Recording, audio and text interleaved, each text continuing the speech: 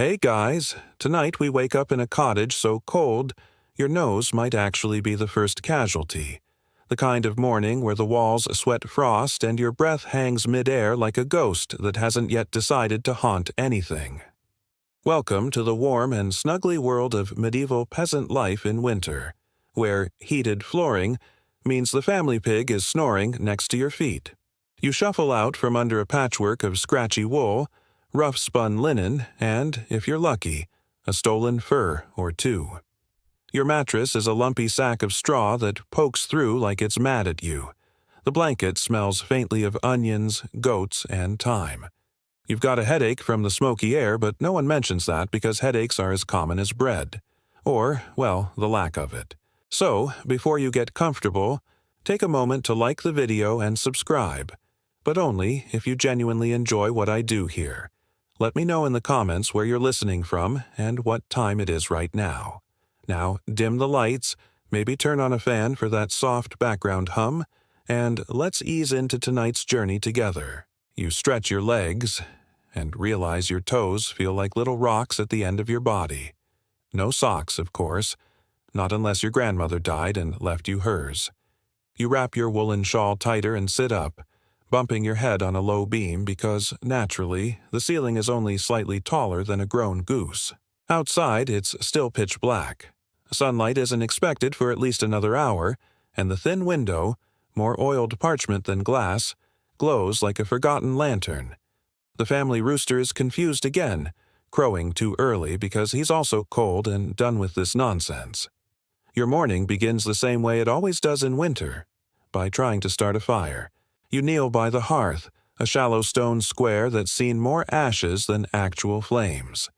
The wood you gathered last week is damp, slightly moldy, and probably haunted.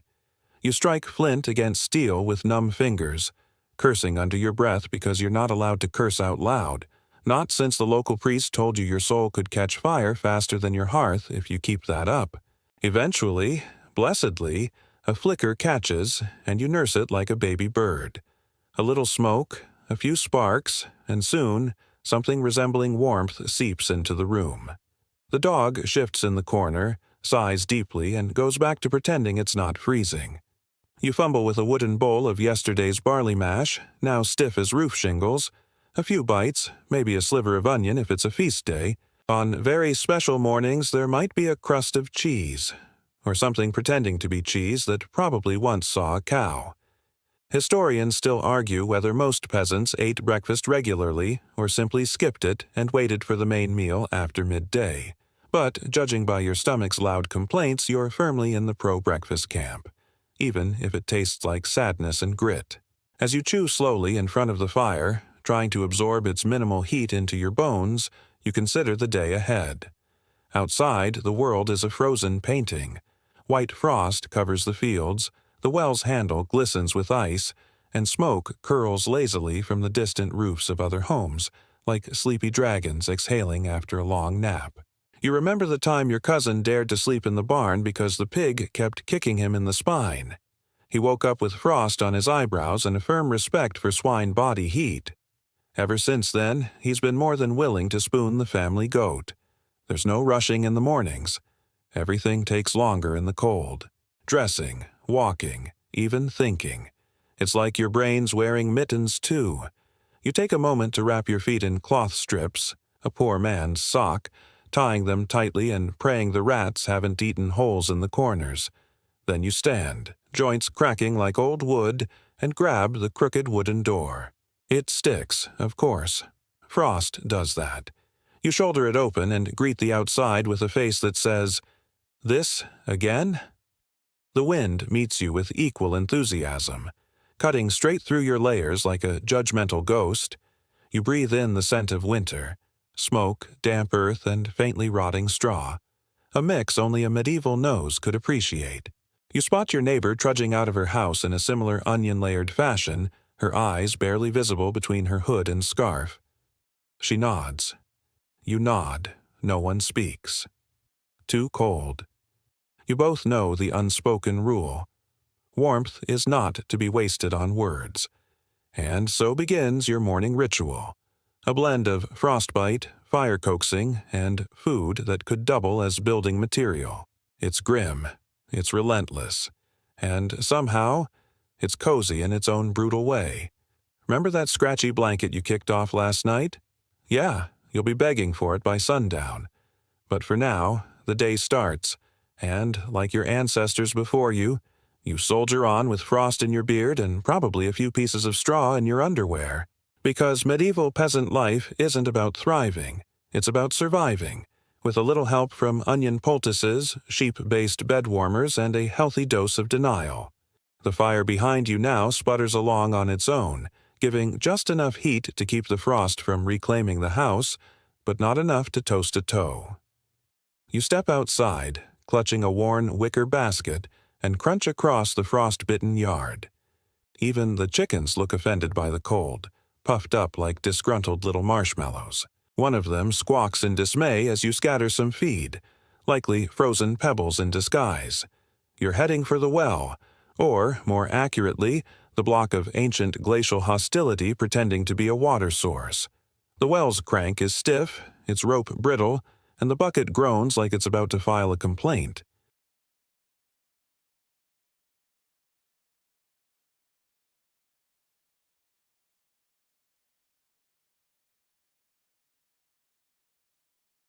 The morning chores await. Winter doesn't care that you didn't sleep well or that your fingers are too cold to bend. You need firewood, more of it, always more. That small stack you hoarded last week? Already gone. The fireplace is a greedy little goblin that eats trees and leaves behind ash and regret.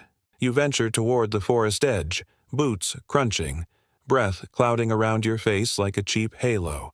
The trees loom like frosty sentinels, bare-branched and moody. Your axe is blunt, but you swing it anyway, humming tunelessly to stay warm. The rhythm of chopping becomes its own kind of lullaby. A cold, creaky lullaby accompanied by the occasional yelp when a splinter gets too bold. One log at a time, you build your pile. Not fast, but steady. Always steady. You pause to suck the numbness from your fingers, looking around at the whitewashed landscape, and wonder, not for the first time, if peasants in warmer countries have it better. Historians still argue whether the average English peasant fared worse than their Mediterranean cousins during winter, but your aching joints have a very strong opinion on the matter. Returning home with your bundle of sticks balanced over your shoulder, you feel like a medieval Santa Claus, if Santa wore rags and muttered about rheumatism. You kick open the door with a boot that's half lace, half optimism, and drop the wood by the hearth. Your cousin grunts a thank you, which in peasant terms is basically a love letter. Next up, repairing the gaps. The wind finds its way in through the walls like it pays rent. You stuff clumps of straw into the cracks between the timbers. Some folks use mud and dung, but you're out of mud, and frankly, dung is on back order thanks to the neighbor's very enthusiastic composting obsession. It's slow work. You poke and pat and swear under your breath when your fingers slip. Your breath fogs the air, swirling gently. Somewhere behind you, the kettle simmers. It's mostly hot water with a few leaves floating in it. A generous soul might call it tea. You call it leaf soup. After your tea, you check the roof for leaks. Medieval thatch is a stubborn beast, part haystack, part bird's nest, and all nightmare. You climb up, clutching the ladder that has survived more generations than teeth in your family. Up top, the view is staggering. A rolling quilt of frozen fields, skinny trees, and distant church spires. You plug the worst gaps with whatever you've got, cloth scraps, moss, and the occasional regretful sock. One time, your cousin used his own hat and spent the entire winter sulking. You still tease him about it. Quietly, when he's not holding the axe. The sun finally begins to rise in earnest, spreading its pale, sickly light across the yard. It doesn't warm much, but it's a visual comfort. A reminder that the day moves forward, even if your toes stay frozen in time. You watch your neighbor leading her goats out for their daily patrol of disgruntled bleating and turf negotiations. She waves, you wave. Everyone's too tired to talk. Inside again, the fire's stronger. The dog has moved to a hotter corner, taking your seat without shame. You sit on a stool that wobbles and sigh deeply. That was just the first half of the day. You haven't even started sewing up your cousin's torn tunic or checking the root cellar for something that hasn't molded itself into a new species. You glance at the corner shelf where someone once carved a tiny sun into the wood. A charm, a hope, a prayer to Ra, or maybe just a doodle from a very bored 12th century child. Historians still argue whether those small etchings were decorative or spiritual, or just what happens when a medieval child is left alone with a knife and a wall. You rub your hands together near the flames. Your breath slows. The quiet sets in again. Outside, the wind rattles the shutters like it's trying to get inside for a nap. It won't succeed. You've filled the cracks. You've stacked the wood. You've boiled the tea and scolded the chicken. For now, you've won. Winter may be long, but you're longer, or at least more stubborn. By mid-morning, you're thawed just enough to remember you haven't eaten anything solid since yesterday, a slightly burned barley mash. The ache in your stomach is familiar, like a lazy goat chewing on your insides, and your hopes for variety are slim to none. You eye the corner of the room where your pantry sits. A series of clay pots, wooden bins, and one extremely suspicious sack of turnips. You untie it. Yep, still turnips. Always turnips. Your cousin once tried to pickle them, which went about as well as pickling chalk. But you admire the effort. Sort of. You set a few of the sturdier specimens aside and toss the mushier ones out the door. The chickens attack them with gusto. That's your entertainment for the hour. Chickens going feral over lukewarm root vegetables. Welcome to the countryside. You set to work on breakfast, if you can call it that. You drop a handful of oats into the pot over the fire, stir in some water, and mutter a prayer to whatever food gods might accept your offering. You wish for honey, but settle for a pinch of dried herbs. They add no sweetness, but your cousin swears they taste like sunshine, if sunshine had a mustache. As the porridge bubbles and the air fills with something resembling smell, you set the table, which is really just a plank balanced over two barrels. Still, it's a fine table. Many peasants had to eat from their laps, or standing up, or while chasing goats off their plates. You sit. Your cousin sits. You both pretend this meal is exciting. Historians still argue whether the medieval peasant diet was monotonous or just consistently rustic. But one thing's for sure, nobody was writing cookbooks. You scoop the porridge into bowls, passing one across with a nod. There's no talking. Talking wastes heat. While you eat, you gaze out the tiny, warped window. One piece of oiled parchment meant to let in light without actually letting in anything useful like warmth. You see movement near the tree line. A merchant. A priest. No, just the neighbor's goat again. That goat is either possessed or incredibly nosy. Either way, it's not your problem today. Breakfast ends quickly. It always does when you have nothing to chew. You rinse the bowls with a splash of water that freezes before it hits the ground. Your cousin goes outside to check the traps. You need meat if you're going to make it through February. You follow a few minutes later, bundled up like a poorly rolled tapestry. You wander through the snow-laced brush, keeping an eye out for paw prints or broken branches. Rabbits, maybe. Squirrels, if you're lucky. But your traps yield nothing except one confused frog that somehow hasn't frozen into a tiny amphibious statue. You let it go. Not out of kindness. It's just not enough meat to share. You hear a shout. Your cousin found something. You trudge through the snow and see him triumphantly holding a hare. A thin one, but still. Protein. Tonight, you'll feast. Or at least gnaw. Back at the house, you gut the hare over a patch of straw. The chickens look vaguely insulted, as if you've betrayed their vegetarian ethos. You hang the meat near the fire to dry slightly, which will also help keep the air from smelling like wet socks and disappointment. Then it's time for the root cellar. You open the trap door with the reverence of someone expecting ghosts. It creaks. Of course it does. Everything in this century creaks, including your knees. You lower yourself down with a lantern, the air turning instantly colder and smelling like damp moss and mild despair. You check the barrels, pickled cabbage, fermenting a little too eagerly, dried apples, just a few shriveled survivors, and your beloved cheese wheel, which has definitely been nibbled. By what? You don't ask. You just carve around the suspicious parts and pretend they were never there. That's the medieval peasant way. Upstairs, you mash some of the turnips and add them to a pot with chopped onion, a sliver of pork fat, and the rabbit. The stew simmers. The smell is less of a culinary perfume and more of a not quite dead aroma. But it's food, and it's warm, and no one's arguing. You settle by the fire, hunched but content. Your cousin mends a hole in his tunic with thread that's probably older than you. You watch the flames and let your mind wander. Maybe someday you'll make enough coin to afford a spice. Just one. Cinnamon, maybe. Or even pepper. Historians still argue whether peasants ever got their hands on true black pepper, or if it was all just crushed seeds and a very creative lie. You nap for a bit while the stew bubbles, using your arms as a pillow and the smell of food as your lullaby. When you wake, it's nearly dusk. The fire's low again.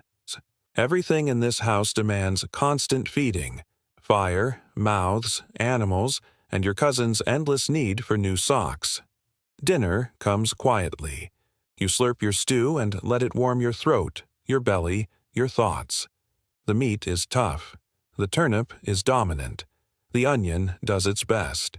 You imagine it's a royal feast and that the king is seated across from you, politely pretending not to notice the goose feather sticking out of your hat. Afterward, you scrape the bowls clean and save the leftovers, because even a spoonful matters. You bury it in the snow outside, a natural fridge that sometimes includes foxes as rude roommates. Hopefully tonight it'll remain untouched. The cold is returning in force. You feel it creep through the floorboards like a draft with an attitude problem. You toss on more logs, pull your cloak tighter, and consider sleeping in your boots again. Not for fashion, just so you don't lose a toe. You yawn. Your cousin yawns. Even the dog sighs in agreement. Sleep calls, and you answer, not with fanfare, but with the slow surrender of a body worn out by wood-chopping, trap-setting, and one very judgmental goat. You wake in the middle of the night because your nose is cold again, an unfortunately regular occurrence. Not the rest of you, just your nose, like it's testing the weather before committing to more sleep. You burrow deeper into the blankets, wrapping the scratchy wool closer, listening to the familiar creaks and groans of a wooden home under winter's weight. Outside, the wind howls like a bored spirit, brushing its invisible fingers over the thatch roof and rattling the shutters like a drunk bard trying to write poetry. You shift slightly and hear your cousin snoring, impressively loud for someone so thin. The dog, too, snoozes near your feet, a little heat engine with fleas. You try not to think about those. Instead, you think about tomorrow. And firewood. Again. Dawn comes slowly and without glory. No golden rays here, just a reluctant gray glow that says, "Fine, you're alive, I guess." You rise carefully, stretching limbs stiff from sleeping like a folded tapestry. You put your boots back on, still damp, and step onto the icy floorboards, which make your toes instantly regret ever being born. Today's agenda includes fixing the thatch on the east side of the roof. You're not a thatcher, but then again, nobody asks for credentials out here. If it doesn't leak, it's considered professional craftsmanship. You climb the wooden ladder with a bundle of reeds, still slightly wet from being soaked in the stream. The reeds smell like frogs and algae and optimism. As you work, you remember a time you nearly fell through the roof last summer chasing a squirrel that stole your bread. That squirrel now lives rent-free in your memory, and possibly the rafters. Historians still argue whether medieval peasants had actual attic space, or if the term just referred to the spot between your bed and the chickens.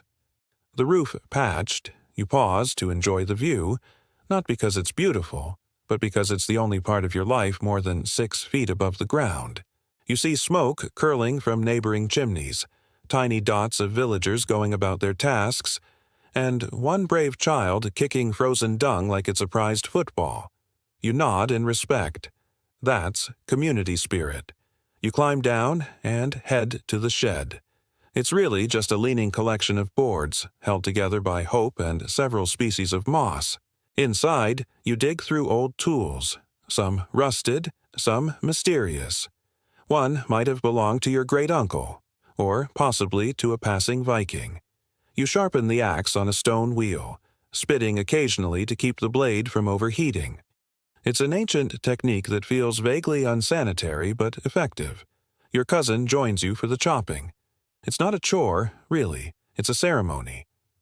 A daily ritual of violence against defenseless logs. You take turns, each swing echoing through the frosty air, each thud announcing your intention to not freeze tonight. By noon, the pile looks acceptable. Not good, just probably won't die levels of decent. Lunch is more porridge, this time with a dab of animal fat and a few dried peas. The peas are crunchy. You pretend that's intentional. Your cousin tells a joke about a fryer, a cow, and an unlucky windstorm. You laugh, because the alternative is weeping gently into your bowl. Afternoon brings chores you didn't even realize needed doing, like clearing the snow from the thatch, lower edge so it doesn't collapse onto the sheep pen. You don't own sheep, but your neighbor does, and apparently neighborly help counts as good karma. So you trudge over, shovel in hand, and start tossing snow like it insulted your ancestors. The sheep watch with judgmental eyes, as if they know something you don't. Inside their pen, it's warmer than expected, animal heat and hay working together like a poorly ventilated sauna. One sheep nudges you, probably in search of food, or maybe companionship. You scratch behind its ears and tell it your hopes and dreams. The sheep blinks slowly, which you take as encouragement. Back home, it's time to mend the door. It keeps swinging open when the wind picks up, and last week it nearly decapitated your aunt. She forgave you, mostly because she didn't notice. You hammer in a new hinge using a stone and sheer stubbornness. It works. Ish. As the sun dips low, you prepare supper, a thick barley gruel with the rest of the rabbit from yesterday. You also add something your cousin found in the snow and insists is edible. You give it a cautious sniff. Probably a mushroom. Probably. You eat slowly, savoring the warmth more than the flavor. The bowl steams, your cheeks flush, the fire crackles like it's congratulating you for making it through another day of sub-zero survival and minor roof work. After dinner, you spend time spinning wool by the hearth. The spindle hums, the fire pops, and outside the stars blink awake. You don't know the constellations by name, but your cousin swears one of them looks like a chicken. You nod politely, as you always do. Before bed, you check the latch on the door twice. Wolves are rare, but not mythical. You throw a few more logs on the fire, tuck the dog into his blanket, yes, he has one, and crawl into your own heap of warmth. The cold waits outside, sulking. You won't let it in tonight. You wake in the deepest part of the night to the unmistakable sound of dripping, again. Somewhere above your head, the thatch has betrayed you. A slow leak, not enough to be dramatic, but perfectly placed to tap against your forehead every few minutes like a tiny aquatic ghost. You slide to the left, into the crevice your cousin left when they got up to check on the goats. It's slightly warmer, slightly more goat-scented. The fire is out, but the coals still glow, like red eyes under ash. You throw on your cloak and shuffle to the hearth, teeth quietly protesting. One ember catches. Victory. You blow gently, coaxing it with the devotion of a romantic bard nursing heartbreak. Eventually, the flame flickers up, illuminating the room with that familiar, fluttering orange hug. In winter, fire isn't just heat, it's identity. You're the kind of person who can light a fire without flint, or with only damp straw and a whispered threat. That kind of prestige travels in a village. Firekeeping is not a passive act, it's vigilance with a charred stick. Historians still argue whether medieval peasants saw fire as sacred or just annoying to maintain. But when you're scraping wax from old tallow to make a stubby candle, it sure feels spiritual. You step outside, pulling the cloak tighter. The air bites hard. You half expected to ask for your name and purpose.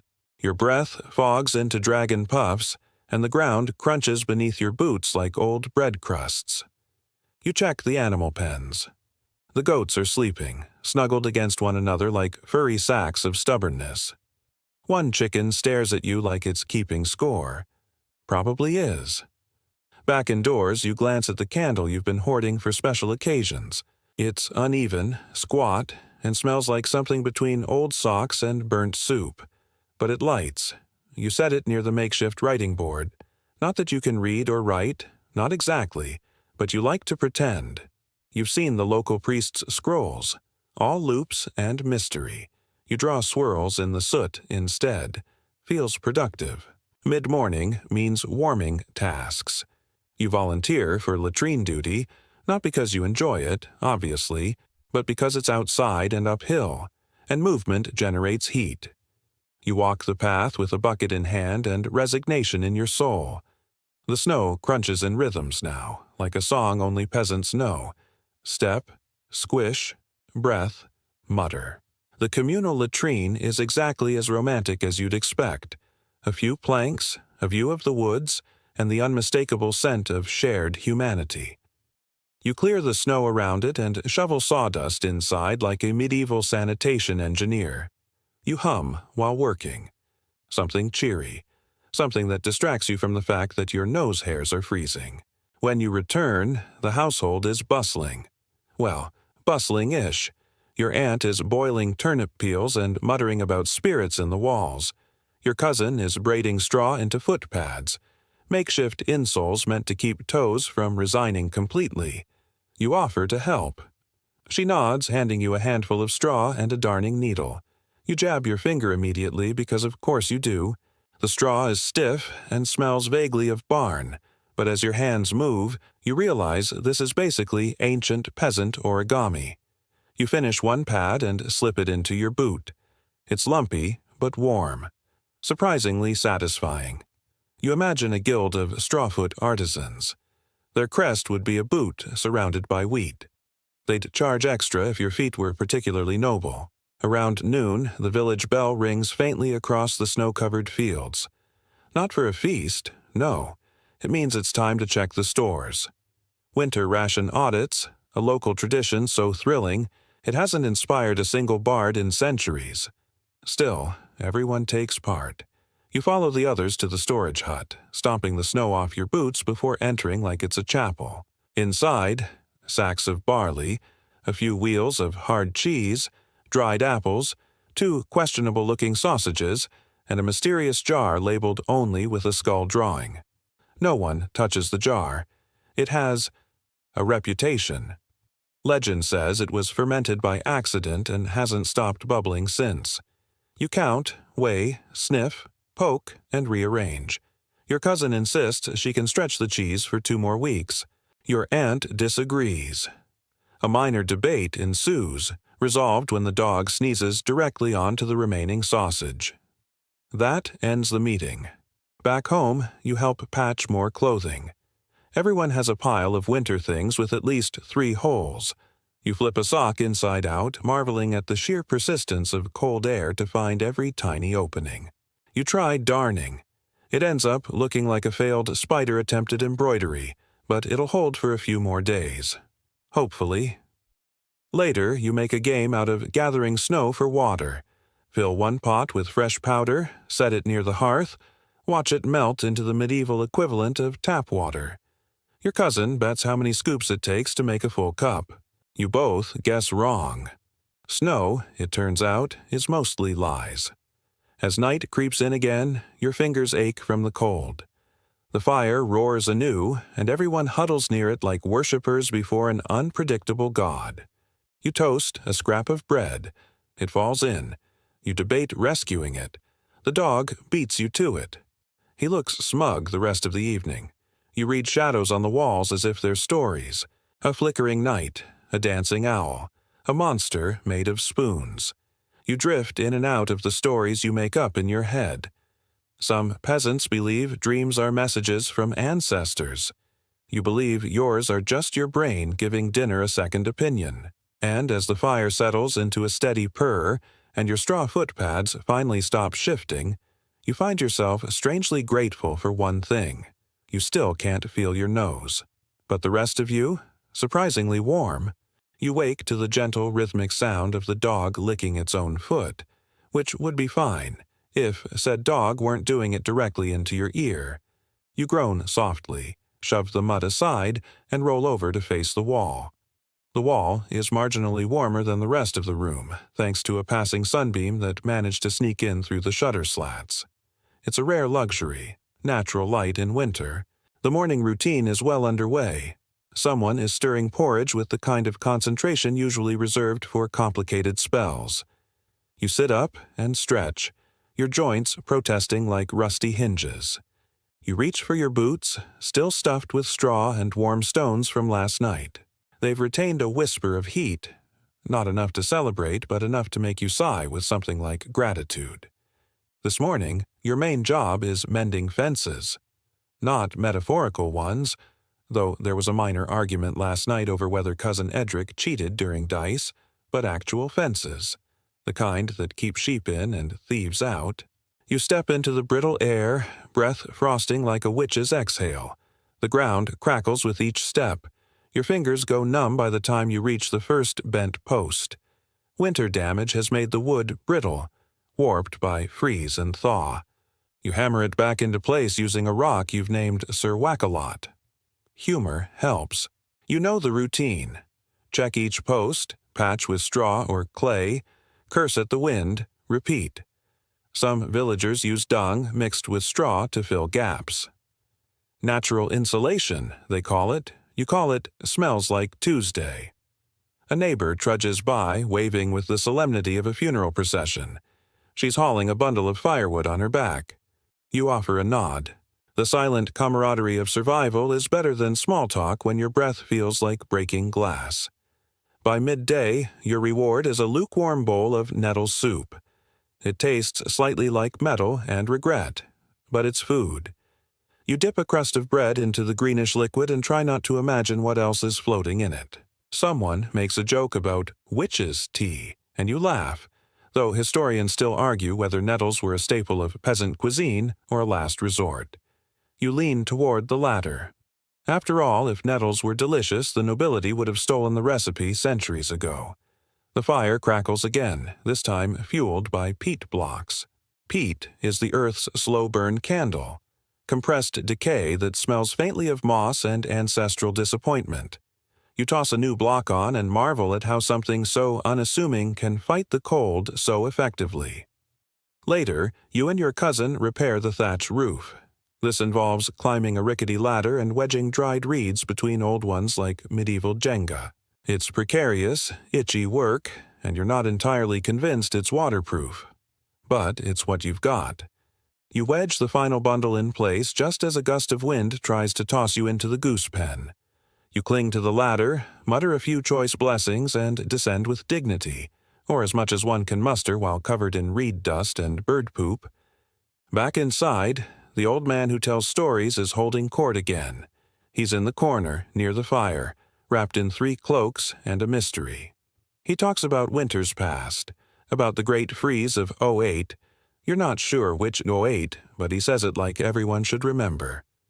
He describes icicles the length of spears and geese freezing mid-honk. It sounds wildly exaggerated, but then again, he's missing 3 toes. Hard to argue with that kind of first-hand experience. The firelight dances across his face as he recounts how once, during a week of deep freeze, they had to cook by burying food in coals and insulating it with hay. Apparently, the stew turned out so well that someone tried to marry it. You chuckle. Only peasants would consider a hot meal marriage material. After sunset, the family gathers to play a simple dice game. The rules change nightly, mostly to favor whoever is holding the dice. You lose horribly but pretend you're above the competition. Your cousin celebrates her victory like she just won the royal lottery. Someone accuses her of cheating. She smirks, shrugs, and wins again. You resolve to hide the dice tomorrow. You retire early. The cold has crept back in like an uninvited cat. You slip into your corner of the bed pile and pull the wool blanket over your head. It smells like sheep, smoke, and family. All the things you'd expect from a medieval winter night. Above you, the roof creaks. The reeds hold, but only just. You whisper a small thanks to whatever spirit oversees thatch integrity. Probably some minor household god with a soggy hat and a clipboard. Before you drift off, you remember something the old man said about a custom in some parts of Europe where peasants would sing the cold away. Whole households humming rhythmic chants, believing their breath and voices could push winter back. Historians still argue whether this was spiritual practice or just a way to distract the children. But as you hum softly to yourself, the vibrations gently warming the inside of your chest, you decide you'd rather believe it works. The dog settles in beside you, snoring gently. The fire pops.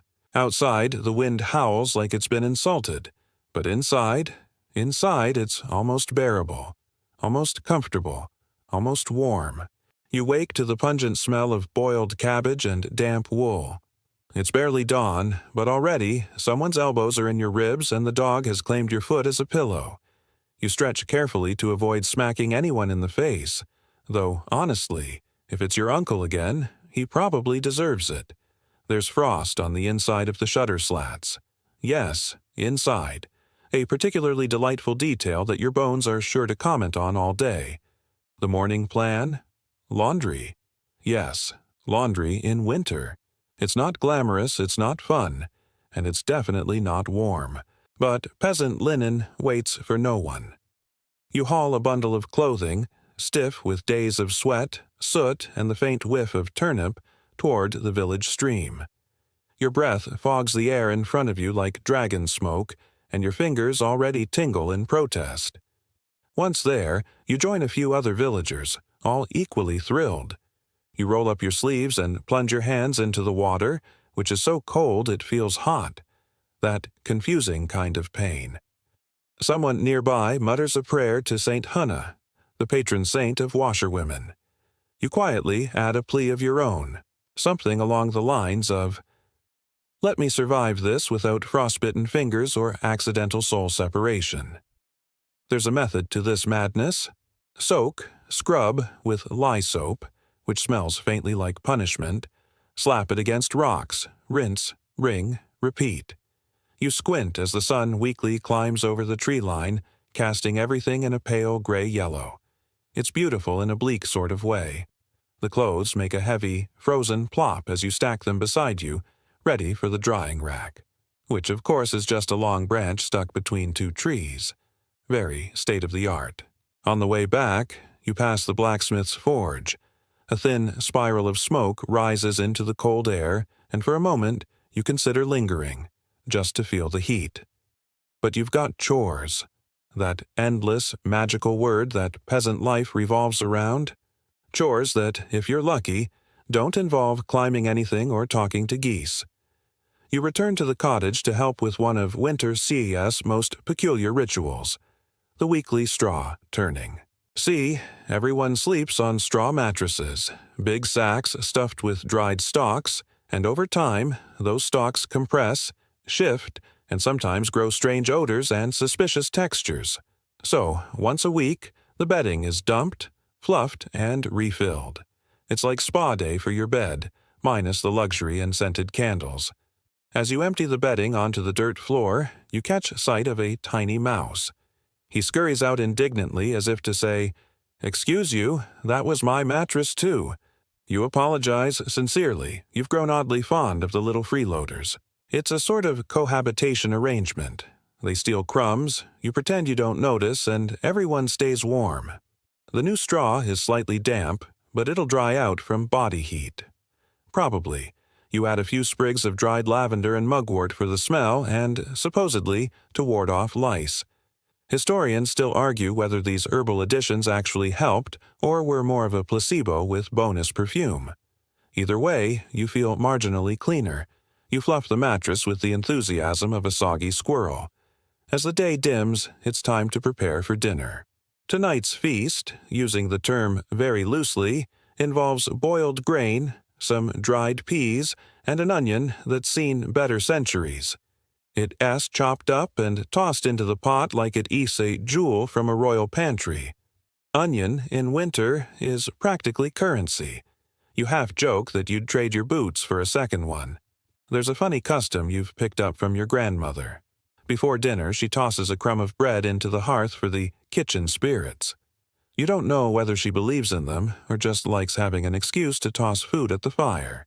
But you do it too, now. Better safe than haunted. Dinner is eaten in silence, not because of solemnity, but because chewing through undercooked barley requires full concentration and upper body strength. You nod appreciatively with each bite, pretending it's divine. Someone toots softly. The dog gets blamed. A classic move. After dinner, there's a brief break from routine. A visiting peddler has arrived. He's staying the night in the communal barn, but he's agreed to tell stories in exchange for supper. He unrolls a threadbare blanket, pulls a few trinkets from his pack, and begins to spin tales about faraway lands. Persia, he says, or maybe Provence. His accent changes with every sentence. He speaks of silk so fine it slips through your fingers like water, and sugar that doesn't come from beets but from giant reeds. You listen, half-lidded, imagining a place where winters are mild and baths are warm, where onions are not only plentiful, but optional. One of his stories involves a peasant woman who tricked a demon into fixing her chimney.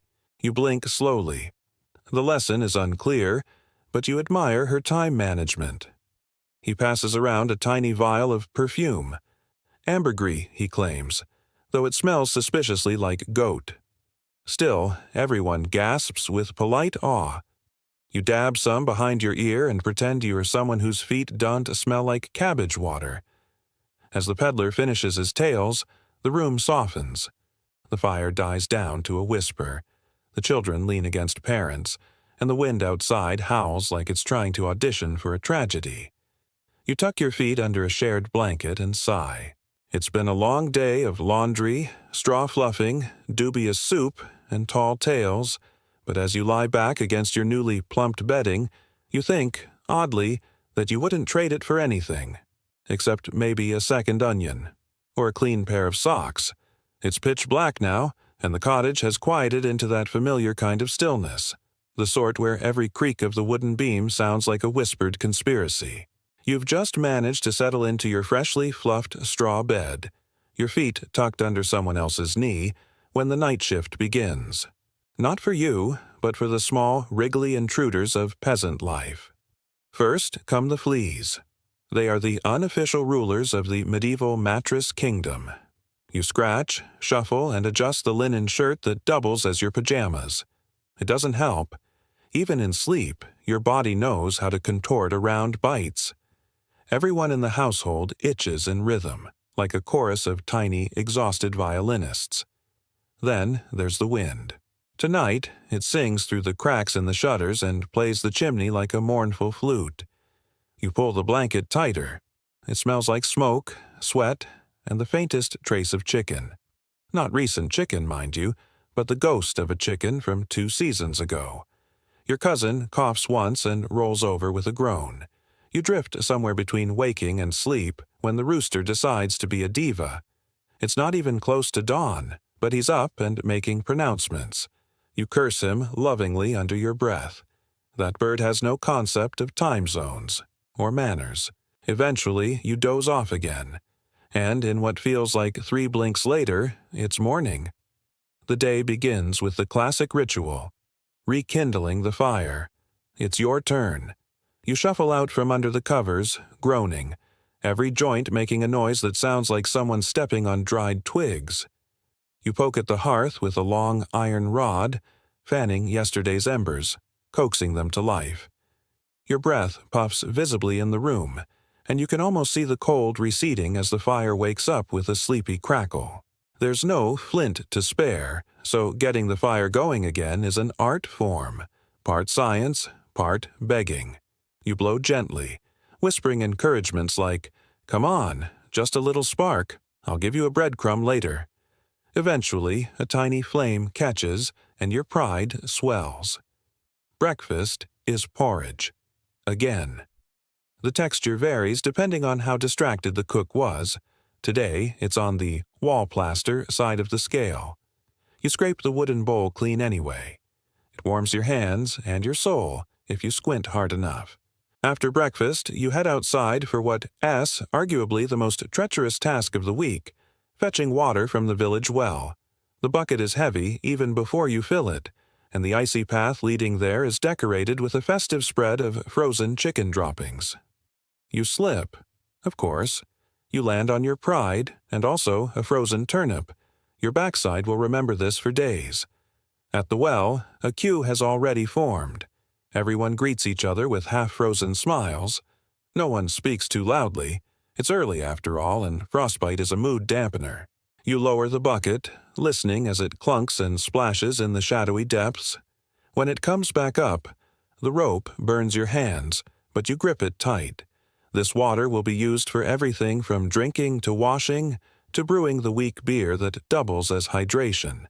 You haul it home with the gait of someone carrying precious treasure, which, technically, you are. On the way back, you pass your neighbor, old Wolfhild, who's muttering to her hens like they're her advisors. She nods at you and offers a piece of advice. Don to let the wind spirits in through your sleeves. You nod solemnly and vow to sew tighter cuffs. Inside, there's talk of mending the roof. Some thatch blew loose during last week's storm, and now there's a persistent leak above the sleeping area. You're volunteered for this honor because you're the lightest. You're not flattered. Climbing onto a slippery thatched roof in winter is a bold activity, somewhere between daring and deeply foolish. You drag yourself up the ladder, gripping each rung like it's the hand of a forgiving deity. Up top, the wind smacks you in the face with icy delight. You dig your fingers into the thatch, replacing the bits that flew off with new bundles. You tie them down with twine and what you hope is a structurally sound prayer. Historians still argue whether peasants used dung or clay for insulation between thatch layers. Either way, your hands are now coated in something very earthy and questionably historical. Back on the ground, your grandmother has prepared something magical, a hot stone, wrapped in cloth. She tucks it under the blankets to warm the bed before nightfall. These humble medieval bed warmers are the closest thing to luxury you're likely to experience this decade. You steal it when no one's looking and clutch it like a sacred relic. Afternoon chores continue, and you find yourself repairing one of the ox cart's wooden wheels. You're not good at it, but you're the only one not currently limping from frostbite or chilblains. You use a hammer that looks like it was forged during the Roman occupation, and the wheel groans like it's auditioning for a haunted mill. By dusk, everyone is gathered for another hot meal. This time, it includes bits of salted pork, a true winter delicacy. It's chewy and briny, and you savor every morsel like it's a banquet. One of the kids spills a bit and cries. Your aunt threatens to make stew of you next time, but it's only half serious. Probably. As the night winds down, you take a moment to sit quietly by the fire. The flames flicker gently, casting orange halos on the ceiling beams. Someone snores softly in the corner. The dog twitches in his sleep, and outside, the wind starts up again like a familiar lullaby. You sip from a mug of weak beer. Warm, slightly sour, and oddly comforting. You lean your head against the hearth and exhale slowly. Your shoulders ache, your hands are rough, and your toes might never fully forgive you, but you made it through another frigid medieval day. And somehow, despite the cold and the fleas and the rooster's nonsense, there's peace here, a rhythm, a stubborn kind of joy. You tuck the warm stone back into bed and prepare for whatever tomorrow decides to throw at you. The next morning begins with a grunt, a groan, and a sharp elbow from your cousin, who claims you snored directly into their ear all night. You mutter an apology and pull your tunic over your head, the linen stiff with yesterday's sweat and just a hint of last week's onions. There's a smear of soot on your cheek from the hearth, and the straw from the bed insists on clinging to your hair like stubborn hay sprites. Outside, a light frost coats everything. The thatched roofs shimmer faintly, and even the dung piles look prettier than they have any right to. Your breath puffs in little clouds as you step into the morning light. The sun barely more than a glow behind a smear of cloud. Your first task today is clearing the animal stalls. The goats, chickens, and one surly pig are all awake and complaining. You scrape, sweep, and mutter pleasantries at each of them like you're hosting an early morning talk show. The pig snorts in reply, unimpressed. The cold seeps into your fingers as you work, but there's no time for warming up. Once the mucking is done, it's on to another essential winter chore: spinning wool. You settle onto a stool in the corner, your feet near the hearth for a bit of luxury. The spindle in your hands feels like a tiny, hypnotic time machine. Twist, pull, wind. Over and over. As the fibers slip through your fingers, you let your thoughts wander. You think about your neighbor S. story last week, the one about a peasant girl who wove so fast the local lord thought she was a witch. Historians still argue whether accusations like that were based on real suspicions or just an excuse to confiscate sheep. Your own wool isn't magical, but it's passable. And, more importantly, it keeps people warm. The tunic you wear now was spun and stitched by your mother 2 winters ago, and though the hem is uneven and the collar pulls to one side, it has a certain homespun charm. By midday, it's time for the weekly bath. Don't get too excited. This isn't the bubbly affair of modern spas. It's more like gently simmering yourself in yesterday's soup.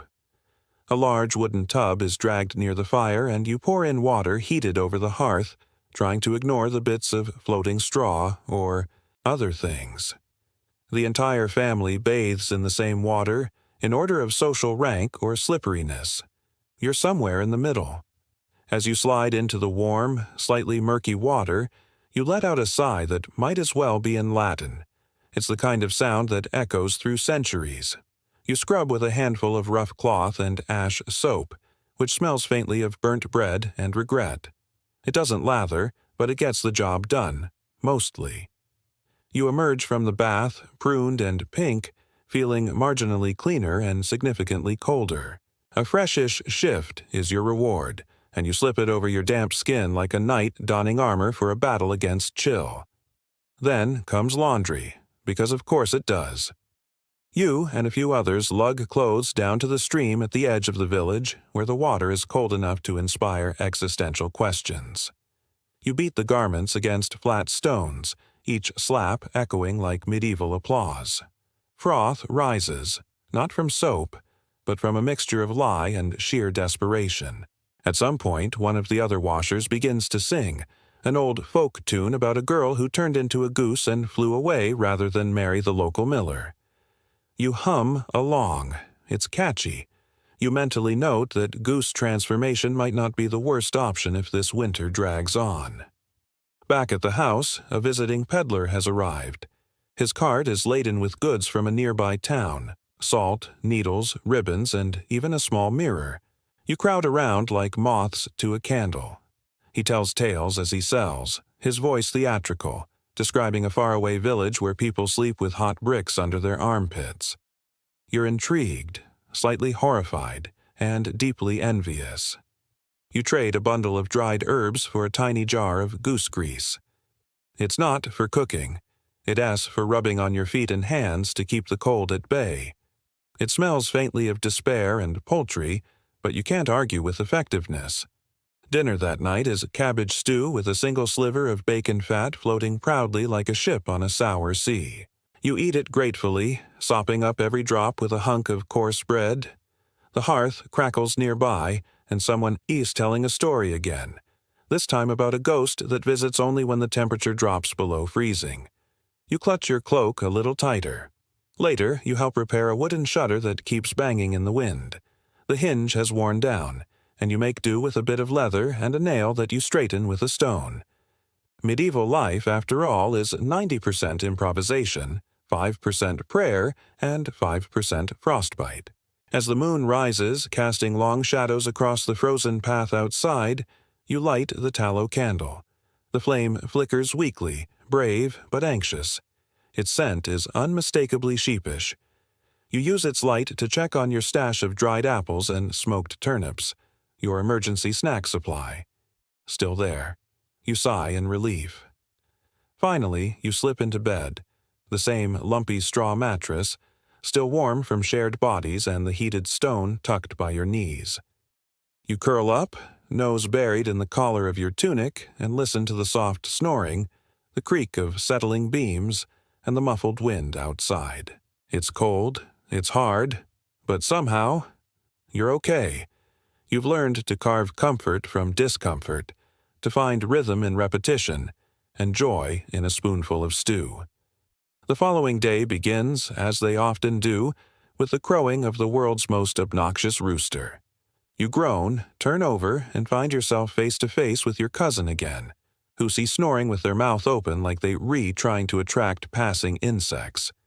You poke them gently, because let's be honest, if you're up, everyone's up.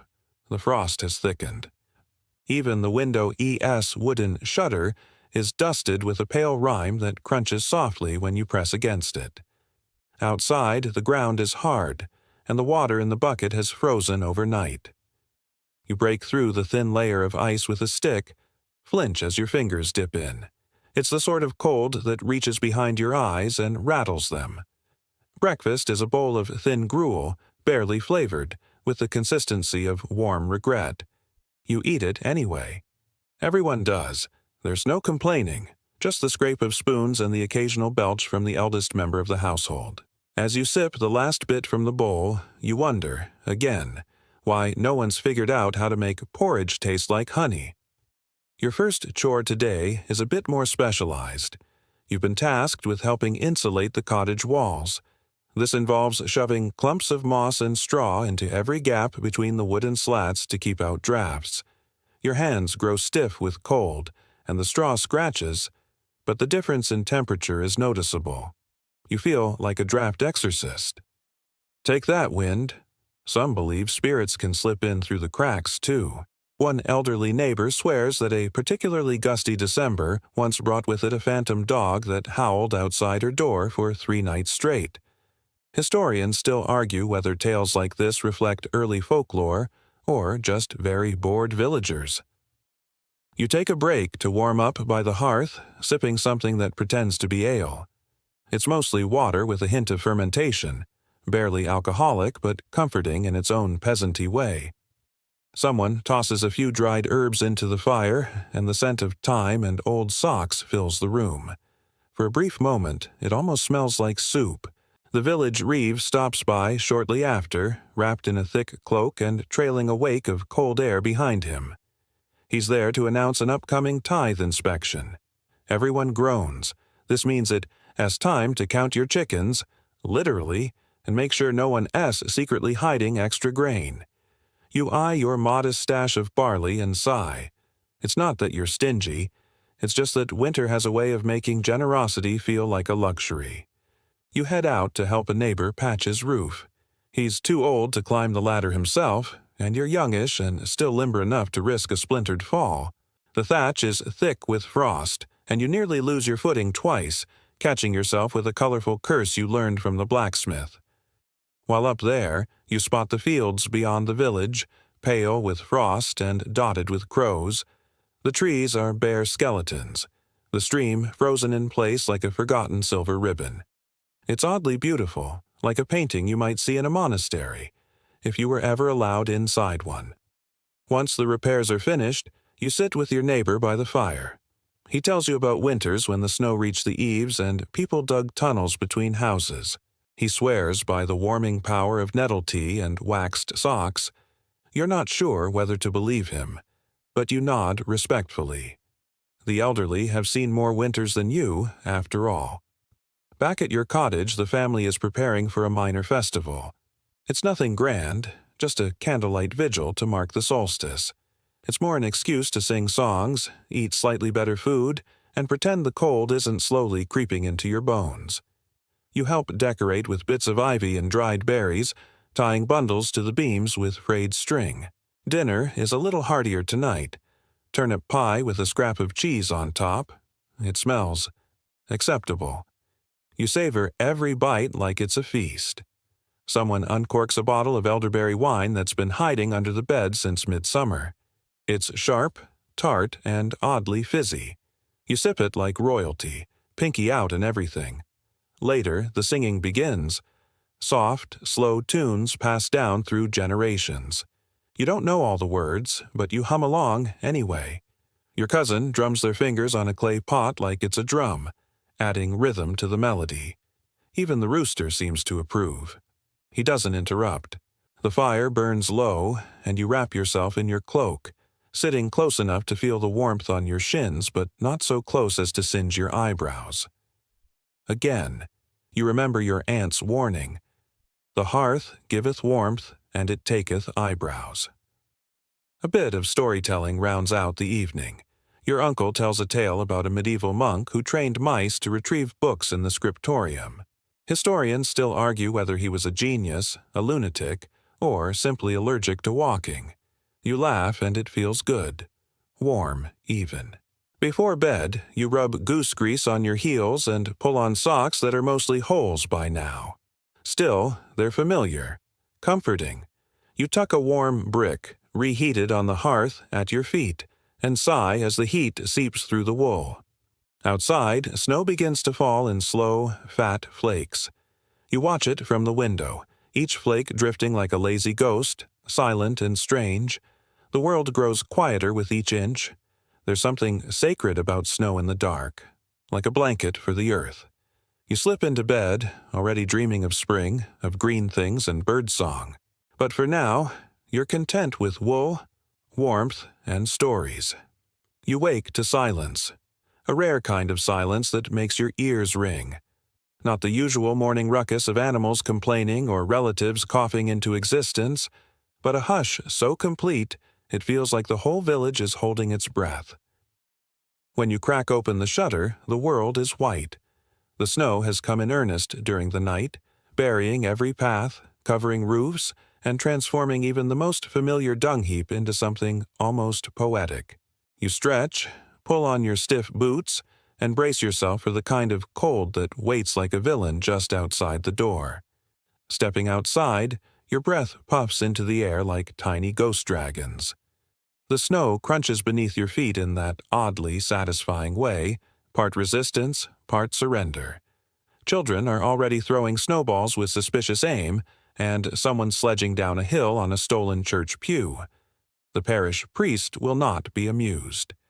Your job this morning is clearing snow from the thatched roof before it collapses under the weight. You climb the ladder slowly, fingers numb even beneath your mittens. At the top, you use a wooden rake to drag clumps of snow into a growing mound below. It's satisfying work, if a little dangerous. Last winter, your neighbor's husband slipped from a similar roof and landed in a barrel of sour ale. He claimed it was worth it. You pause to peer into the distance. The fields are gone, erased by snow. The forest looks closer now, somehow more watchful. Historians still argue whether medieval peasants believed forests were conscious beings. But when it's this quiet, this still, you can sort of see why. Back on solid ground, you help carve narrow paths through the snow with a flat shovel. These roots become lifelines. From cottage to barn, from barn to well. It's slow work. Half of it seems to melt in your mittens, only to freeze again on your sleeves. But there's a strange satisfaction in reshaping the world, even if it's just a few snowy alleys. Someone calls for help at the common well. It's frozen over, and breaking the ice requires a combination of tools, warm breath, and loud cursing. You take your turn swinging the mallet. The ice finally cracks with a sound like splitting bone, if bones were polite and frosty. You fill a pail, noting the shimmer of slush inside, and carry it carefully home. Spilling it now would mean another 20-minute round trip. Your cousin helpfully suggests using the pail as a sled and riding it down the hill back home. You do not take this advice. Once inside, the water goes directly into a pot above the fire. It's soup day. More accurately, it's everything left in the larder stew. A mix of wilted cabbage, a turnip that looks like it's seen some things, and 3 beans someone found under the table. It tastes like effort and hunger, but the warmth is welcome. You sip your stew while someone retells an old folk tale about a witch who could conjure fire by sneezing. She allegedly lived in a snowy hollow and wore mittens made from crow feathers. Historians still argue whether such stories masked fears of women herbalists or were just really creative ways of scaring children into washing their hands. After lunch, the entire household crowds around the hearth again. There are repairs to be done, wooden tools to be sanded, socks to be darned, a chair leg to be reattached with equal parts twine and hope. You find yourself stitching a sleeve with fingers barely cooperating. The needle keeps slipping, and your thread tangles like it's trying to form its own political faction. To keep spirits up, your uncle breaks into a drinking song that he only half remembers. The lyrics devolve into something about a dancing goose and a chimney sweep with dreams of marrying a queen. You all laugh, not because it's funny, but because the rhythm makes it impossible not to. By late afternoon, the snow starts again. The flakes are smaller now, but determined. You and a few others go out to make sure the animals are bedded down properly. The sheep have huddled so tightly together they resemble one very confused woolly monster. The pigs barely acknowledge you, too busy being warm in their straw cocoon. You brush the snow from the henhouse roof, checking the latches. One hen squawks as if offended by your presence, then promptly lays an egg. You thank her with great ceremony. A winter egg is a small miracle, like finding gold in the pantry. It'll be shared tomorrow, cooked slowly, likely with tears of joy. As darkness falls, the world grows blue and quiet again. The only sound is the creaking of branches under weight and the distant bark of a dog who is clearly over this weather. You walk the cleared path home slowly, breath steaming, boots squeaking faintly in the snow. Back inside, someone's managed to warm a stone to place in bed. It's wrapped in cloth and feels like heaven on your feet. You share a look with your cousin. Truce for now, because warmth is better than bickering. The evening winds down with quiet conversation and the soft scrape of spoon on bowl. Someone is mending a woolen hat by firelight. Another is already snoring by the hearth, their mouth open just wide enough to catch a falling ember. You gently tilt their head away. And through it all, the fire crackles, steady, patient, whispering secrets in flame. You lie there, curled near the hearth again, your face turned toward the flickering shadows that dance up the timbered wall. The fire has softened now, the wood collapsing inward with the occasional sleepy pop. The embers pulse like a slow heartbeat. Red, then gold, then red again. Outside, the snow continues its quiet conquest of the world. A little thicker now, the kind of snowfall that would send a modern commuter into chaos. But to you, it's just winter. It's what happens. There is no outrage, no dramatic reaction, just chores and cold. Your blanket smells faintly of hay and smoke and human sleep. Not unpleasant, just honest. A long wool tunic serves as both pajamas and armor against drafts. You turn slightly, shifting the warm stone at your feet. It's lost most of its heat but remains comforting, like a tired friend who's still trying. The conversation has died down to murmurs, the kind of soft-spoken rambling people fall into when they're too tired to argue but not quite ready to sleep. Someone wonders aloud whether animals dream. Someone else claims to have heard a rooster laugh in its sleep once. You all let that one pass without challenge. There's a lull, then a question. What was the coldest night you can remember? A few stories emerge. Your uncle tells of a winter so frigid that his beard froze to his scarf and he had to choose between breathing and dignity. Your aunt recalls a night when the ink froze in the priest's pen mid-sermon and he just gave up and sang instead. You don't mention it aloud, but tonight might top them all. Despite the cold, despite the ache in your joints from carrying wood, There's something tender about this moment. You're tired, yes, but in the way trees might be tired. Still standing, still part of the rhythm. There's a fire, there's food, there's company, and that's more than most kings could guarantee. You think briefly of the noble estates with their thick tapestries and overfed lapdogs. Sure, they have walls of stone and linen sheets, but their halls are cold in other ways, lonely in other ways. No one there is lying beside a cousin who snores in triplets or listening to a baby babble nonsense at the fire. There's no comfort in a palace echo. Historians still argue whether peasant life was a constant misery or a balanced dance between hardship and joy. The answer, of course, lies somewhere in between, and tonight it leans toward joy. Quiet, unpolished, fleeting, but joy nonetheless. Eventually, someone starts humming. Not a song, exactly, more like a tune half-remembered from a spring festival that now feels impossibly far away. You hum along. Others join in, soft and off-key. A lullaby made from crumbs and memory. You shift again, watching the last flame lick the side of a log before curling into embers. The room is dim now, lit only by that glow. A soft snore rises from someone curled by the door. The baby, miraculously, is still asleep. You're almost jealous.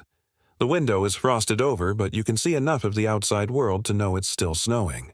Still covering the garden, the fields, the tracks left by your morning chores. By morning, it'll be like you never walked there at all. And somehow, that's oddly comforting. The fire gives one last snap. You let your eyes close.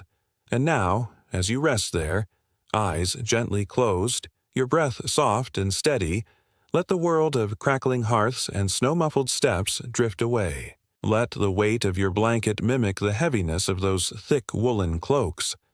Warm and worn, smelling faintly of firewood and stories. Imagine the snow still falling outside, but now, as a whisper, a lullaby whispered through clouds.